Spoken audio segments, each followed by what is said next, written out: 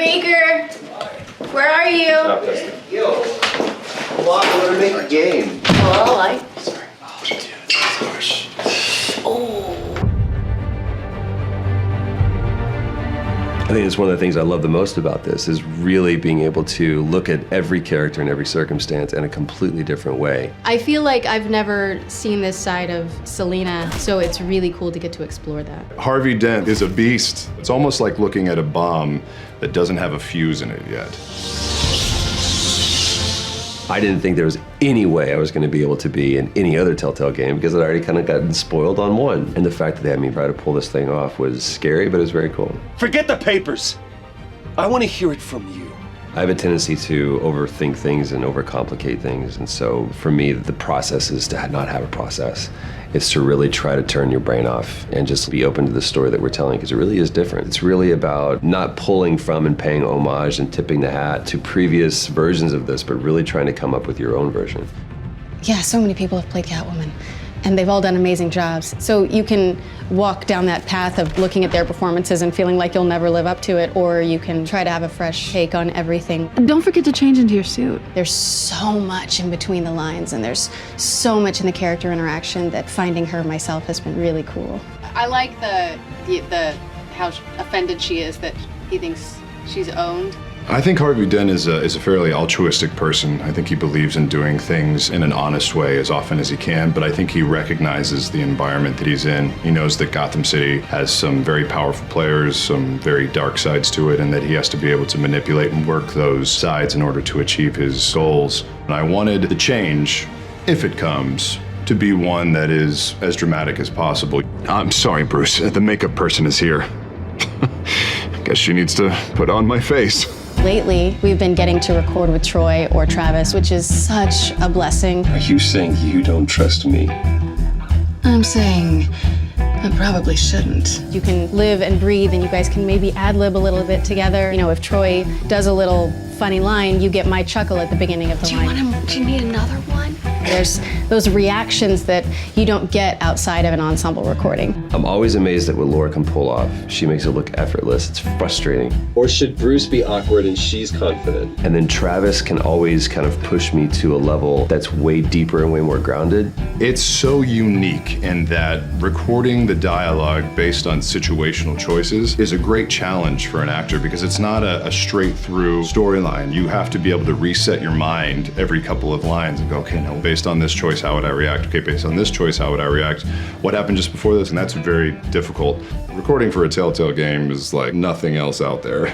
I feel like Batman really does an amazing job of walking that gray line. You don't know if somebody is a villain or a good guy, and players finally get to play as the playboy or the man behind all the masks. In other games, you never get to see that aspect. You're wearing the cowl, you're driving the car, you're beating up bad guys. You still get to do that in this game, but it's about who Bruce Wayne is after he's decided to become Batman and the tools that he has at his disposal as that billionaire playboy. How do you want to play this? You're going to wear a mask throughout this game. You just get to choose. Either it's going to be the billionaire or it's going to be the Bat.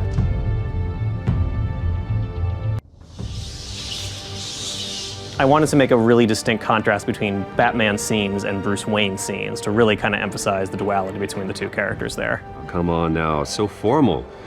Call me Bruce.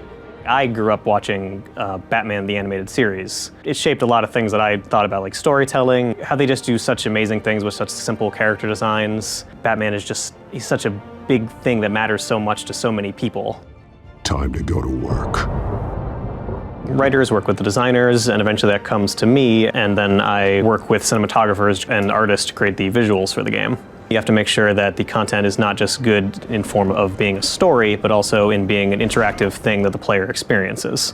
It has to be more than just a linear narrative. You have to make sure choices matter and the action scenes are fun and playable. Bye, Bat. But in addition, it all weaves in together with the lens of how Bruce Wayne has to deal with all the people in his life and all his responsibilities. I feel like we have created kind of a unique Bruce Wayne that hasn't really been seen before. Because you think about animated series Bruce Wayne, Kevin Conroy plays him really broad and really bright in comparison to the gruff Batman voice. And then there's the Nolan films, That Bruce Wayne, at least in public, plays himself completely frivolous. He swims around in pools with hot ladies to make sure no one would ever think this guy could be Batman. Enjoy drinking my wine. It's worth more than most of you. No, he's kidding, everyone. And we have a new twist that takes some elements from those things and just creates a guy who seems really strong and in control of the situation. He always feels like he's the smartest guy in the room. You can play him however you want to. Chalk this for me. You can play him as kind of suave guy, you can play him as isolated loner. We have the whole spectrum of possible Bruce Waynes you've seen in our game as options for the player. Bruce Wayne just being really cool was something that we really wanted to achieve. Like him just leaning up against a pillar, crossing his arm with champagne glass while kind of Harvey Dent just goes, and you're just like, God dang, he's the coolest guy in the room.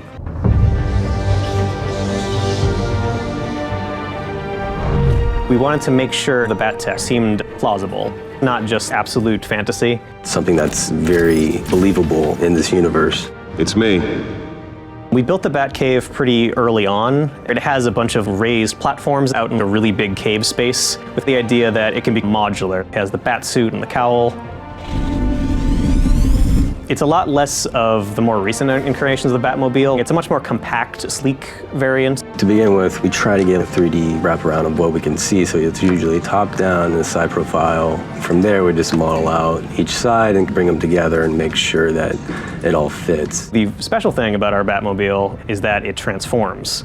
By day, it's Bruce Wayne's hot red sports car, and by night, it's the Batmobile, allowing Batman to quick change out in the field without having to always go back to the Batcave. It's really helpful for storytelling reasons and for how cool it is reasons.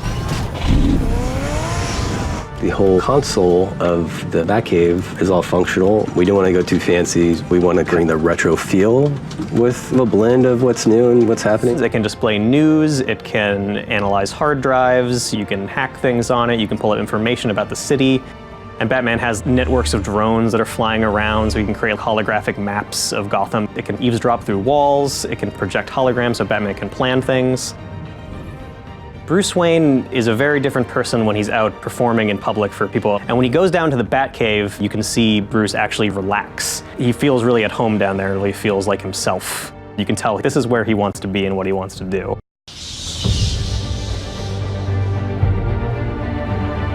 When you're writing Catwoman for anything, she still has to be Catwoman. We still have to know that that's who this character is. She's iconically Selina Kyle, right? She still has to be sexual, and she still has to be cunning, and she still has to be a criminal. For us, because of the kinds of games we make and the kinds of stories we tell, we can put her in the middle and let the player help shape that. I think that's one of the most fun things about playing her is that moral gray area that she stands in, because as you're doing the lines, it's fun not to give certain things away or to pretend that you have a different intention than you actually do and the player doesn't know. What does she mean behind this? If I react a certain way, is that going to play into her trap, or is that going to be a couple steps ahead of her now? So, As I recall, you took something from me, too. Hope you're getting some use out of that grappling gun. I'm more interested in how I can use you. I think she's the kind of person who is always one of the smartest people in the room, even if she doesn't represent herself that way. And I think that her wheels are always turning, and that's an interesting space, I think, for players to play in when they're playing against this character or with this character. she's so smart, and she's constantly manipulating the conversation. I love that it's something that I've looked at all growing up, Catwoman being this iconic role, and now I get to actually step into those shoes and play such a new version of her. One day you might actually catch me. Tonight. Don't you know not to corner a wild animal? It's dangerous. Yeah, I mean, she's in control, right? And so if she is a more sexual female than other characters, right? And again, that's part of who Catwoman is in canon. Then it's her choice. She's in control of that. It's difficult because I think what people do to subvert female expectations a lot is to take out sexuality from their character to make it sort of more modern, more modern versions of females. I don't always agree with that, right? And so I think the best thing that you can do to subvert some of that sort of femme fatale cliches and tropes is to not make her a mess, is to give her power and competency. And there is the power in having that kind of confidence that can only rival Batman's greatness. And when you're playing as Batman, right, you're a powerful male character. To have like a love interest or a partner or even a villain, an adversary, they need to be equal to you in some way. And I think that she's able to mess with people's minds a little bit better than he is.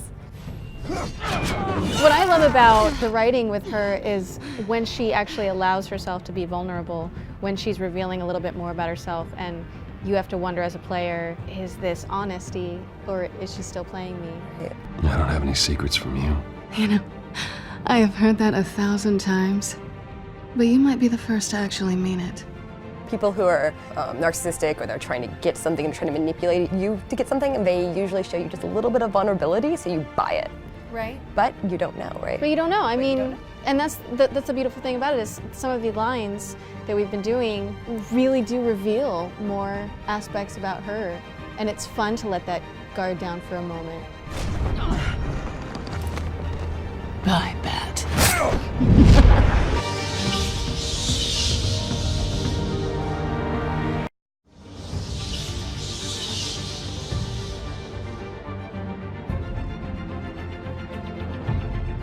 I've been very fortunate to have some very cool characters.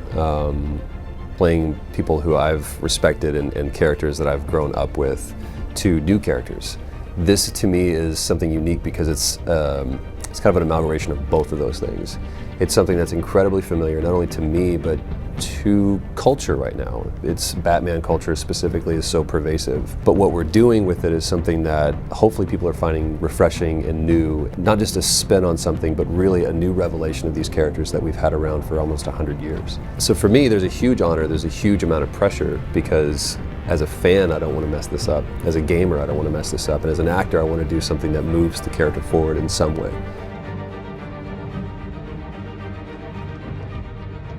I think that what we've tried to do with the interpretation of these characters is to ground it so deeply in the established lore that you understand from the onset who these people are, but we show you a different side of them so you don't feel like you're playing or seeing a story that's just been rehashed. What I'm trying to do is A, do something that's true to the character, but also do something that, as a gamer and as a nerd, satisfies the agency that I want to have in an experience that Telltale gives. It's something that feels like I'm driving it and that it doesn't feel like Batman, it feels like my Batman.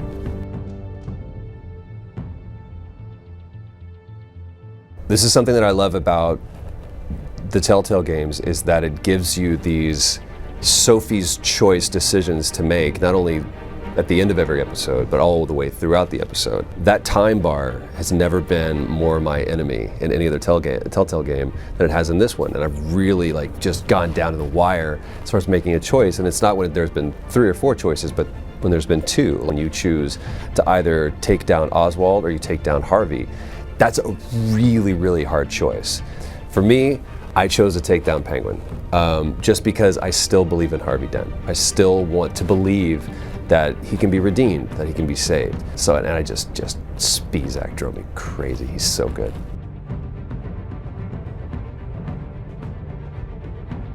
I love that Borderlands gets so much love, and I'm fortunate enough to kind of fly around the world and be able to talk to my fellow nerds about these games specifically, and Borderlands is just such a great cult classic. To me, two of the greatest bromances that Telltale has ever done has been with Bruce and Harvey, and then of course with Reese and Vaughn. Bro. And I love that. I love that you can have that exist within these worlds. It's kind of hard to choose between the two of them because I love Hardwick, but I gotta go with my boy Travis. And I think that has kind of influenced a lot of my decisions because it's impossible for me to separate myself from my personal feelings with how I care about Travis and how I care about Harvey Dent. And I love that Telltale gives me the opportunity to exploit that and build upon that too. Because if I didn't have any connection to that decision wouldn't be as hard.